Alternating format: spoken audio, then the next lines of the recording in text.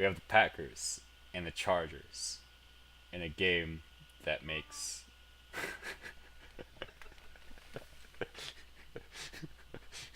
You know what? You know what? That actually works. Boo. I actually absolutely agree. Boo. You know, Packers are still undefeated at Lambeau, which is great. You know, they have the longest streak right now in the NFL, being undefeated at home. Still undefeated this year.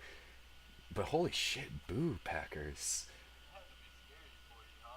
Uh, yeah, it definitely was. There's not too many times that you ever hear of a quarterback putting up 500 yards and losing. Uh, I I'm not really sure what to. There's good points, but also a lot of bad points. Good points. James Starks had a hell of a game. It's good to know that if Eddie Lacy isn't 100% or even if just can't perform for whatever reason, that James Starks is a really good back, and we're not lost without Eddie Lacy, and that's good to know.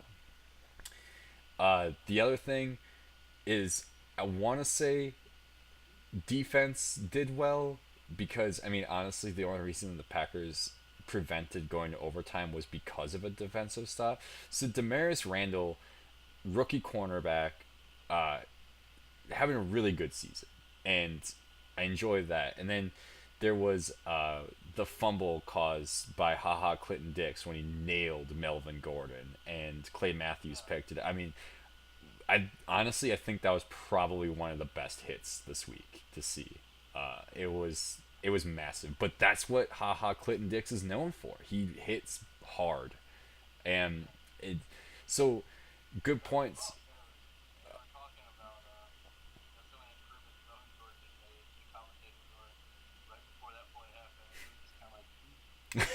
Yeah.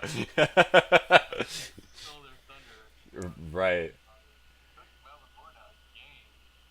Yeah, after that, yeah, they didn't put him back in it anymore, and I don't think it was because of injury related, you know, anything like that. I think they just realized that no, you're not performing or anything. Oh, was it? I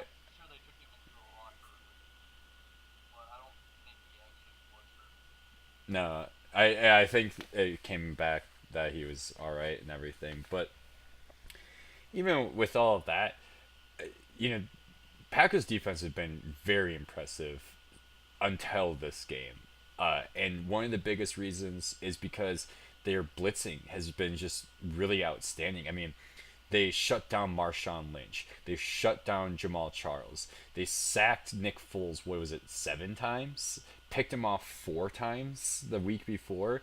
And so you would think that you're going up against a team where their offensive line isn't already that great. You're going against a team where their running is, I think, worst in the NFL, or at least down there as one of the worst. So you don't have to rely on them running. All you have to do is put pressure on Philip Rivers, and they didn't. They didn't do it the entire game. And they're just leaving wide receivers wide open, absolutely wide open. You would think that by the fourth quarter, that Dom Capers would have come in and be like, "Hey, let's change our strategy because guess what? This hasn't been working all game." And they never changed anything. They didn't try to put pressure on Philip Rivers. They didn't try to put maybe man-to-man coverage on. They didn't do anything different. They just sat there and did the same plays and said, "Oh, maybe this time it'll help. Maybe this time it'll work."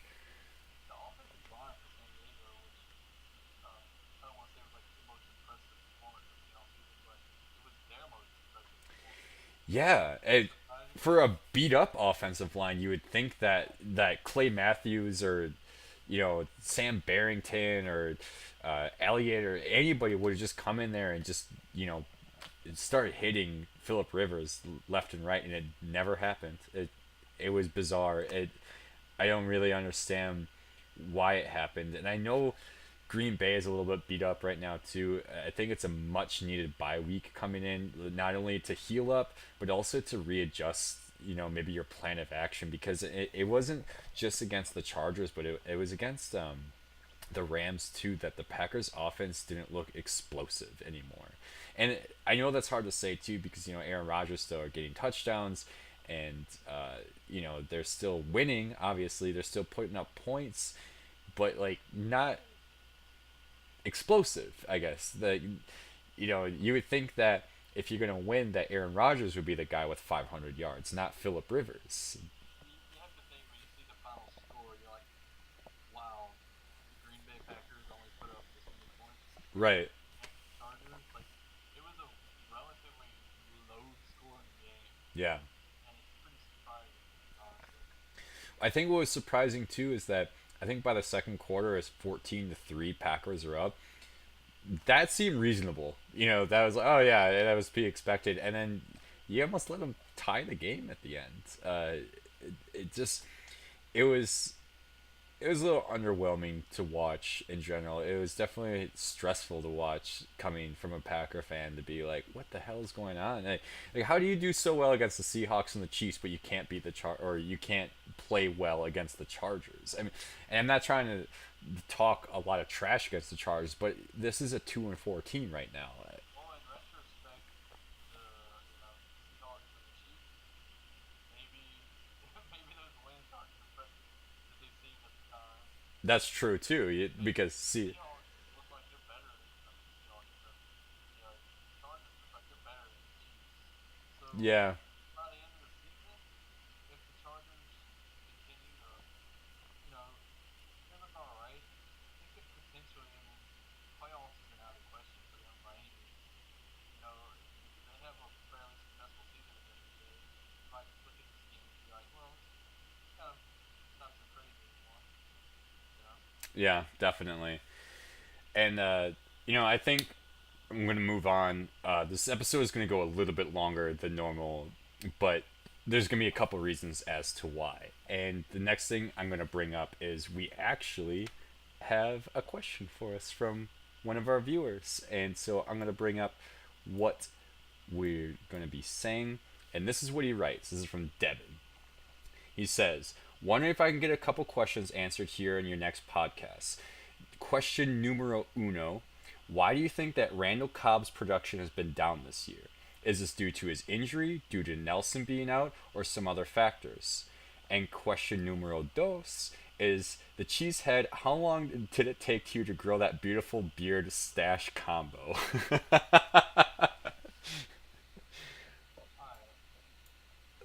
All right. I think first and foremost, let's do Randall Cobb because this is a good question. This is a very good question about Randall Cobb, and I think I'll let you take the floor on this first because I'd like to hear what you'd have to say on it. Okay. I've actually surprisingly this season gotten to watch the Packers more than usual, almost every week because they haven't been playing. I think maybe last week they played the same time as the Saints, Hmm. but they haven't been playing at the same time, and they've been nationally broadcast. So I've actually been seeing a little bit more, and I think that the injuries. I mean, obviously there's going to be a slight effect, but I actually looked up his stat line. His stats aren't too much worse than they were at this point last season. I mean, last season was his best season statistically that he's Yeah. had. So, you might expect a little bit of a down season, but the Jordy Nelson injury, I think, is actually pretty much the root of the issue because, all right, I know on paper you're thinking, oh, well, one less target, one less guy to spread the ball around. It's probably going to go to Cobb more. Well, from what I've seen, Randall Cobb can double team the line. Yes. The reason they're able to do that is because Jordy Nelson's not on the field. Yeah. So they're like, well, Jordy Nelson isn't here. We'll just double team Cobb, and so he's actually getting less yards because they're able to double team him. And to me, that's what I've seen at least as his biggest issue is getting double teamed. Yeah, I agree with that. I think a lot of defenses coming in and they know how big of a threat that Randall Cobb is, and because of that, they're gonna stop it. Then on the flip side, if they're gonna double cover Randall Cobb, well, now James Jones is open and he's beginning the majority of the touchdowns. Although against the Chiefs, Randall Cobb had 3 touchdowns in one game against them. They So, tore him apart. and I think that is leading into why he's being double covered because a lot of these defenses know that if you do not shut down Randall Cobb, he's going to run you over. He just will. And I mean, he might not be an AJ Green or an Antonio Brown or Julio Jones or a DeAndre Hopkins or anything, but if he was on one-to-one coverage, especially being in that slot receiver, he could be up there with those guys. There's a Yeah, he lot of honestly could. there's a lot of teams that would like to have him, like to have Cobb as their number one receiver, and he's technically the Packers' number two. So that Right. says a lot about the depth of the Packers. Well, that happened during the offseason. I think it was Oakland's, the Giants, and I think the Jaguars all offered Randall Cobb more money because he was on his contract was up with the Packers, and they offered him more money to go to their team, and he took the pay cut to stay with the Packers. And when they interviewed him, why? Shot at a ring before the That's exactly what he said. And they're like, well, why did you take the pay cut? And he said, because if you have Aaron Rodgers and Jordy Nelson as your teammates, you'd be a stupid if you would take any other deal. I think the only other time he would take a deal is maybe if the Patriots offered him more money, he'd probably go over there. But like, that might be about it. And honestly, fair point. and honestly, I would love to see Randall Cobb do more. I think a lot of people would, but I'm not going to blame it on it. I don't think he's underperforming. I don't think that, he's having maybe necessarily an off. I know statistically it might look like he's having an off year, but I think give him a chance to go against a team that don't know how to cover him properly and don't know how to shut him down, and you're going to see him go off and have two touchdowns again and have him go over 100 yards again, and you're going to see these big games that he can potentially do, and that I think a lot of Packer fans are waiting for him to do. But at the same time, can you really complain? Because you still have between James Jones, Ty Montgomery, whenever Devontae Adams comes back, even Jeff Janis this past game that I didn't even get to, he had two huge catches. The depth is there for the Packers. Even if one player can't perform, the other one is going to. And we saw that for the past few years, even when Jordy Nelson being in there. If Jordy Nelson's being double covered, well, then Randall Cobb's getting the ball. If Randall Cobb is getting covered, well, Jordy Nelson's getting the ball. And it's going to keep happening that way. There's just too much depth to pass the ball around. And hell, even if everybody's covered, they still have Richard Rodgers and Eddie Lacy to do a screen pass too. And I think that pretty much covers that. But one last thing. I'm going to make a challenge for myself. And this is to everybody else who will watch this. And it's going to go back to the question, how long did it grow for me to bring out the beard and stash combo? I actually, the last time I shaved was at the end of June. I have not trimmed. I have not shaved. I have done nothing. This is all just lack of anything on my face for the past almost 4 months. But the challenge is Packers are still undefeated. I'm not happy with their performance this past game, but the day that the Packers get their first loss, I will shave my beard. And that's the challenge right now. So that means you're not gonna dress up as Ron Swanson for Halloween. I was hoping that you wouldn't bring that up. The reason why is because I'm predicting the Packers are going to lose against the Broncos. Oh wow, what a turn curtain. Yeah. Oh. Well, unrealistically, Packers are not going to go 16-0. I mean, they could, uh, but realistically, that they're not going to. And if they are going to lose, I think it's going to be against the Broncos. And I think the reason I was hoping that they would lose against the Broncos is so when I shave my mustache to be Ron Swanson for Halloween, that it would work out that way. You know what? The last note I guess I'll say, kind of on that topic of Randall Cobb, is I think that he'll probably have the second best season statistically. You know, it's like a miniature version of the J.J. Watt effect. You know, Yeah, yeah. And I think with all of that, if you have your own opinions on Randall Cobb, if you have more opinions on the Packers and Broncos coming up, I know we've been really discussing that big time, even with the Broncos video too. you know That too, to be honest. Oh, Yeah, yeah. You can always comment in the video.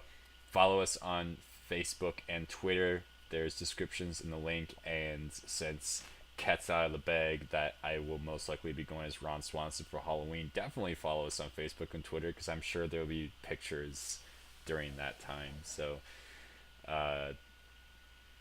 if the Packers do beat the Broncos, though, I guess I'm shaving the beard regardless. you can go as him in that episode and we'll get the camp out of the woods. I know, I thought about that too. Either that or I'll just change it. Whatever. Episode's over. We're just rambling on at this point. God, we gotta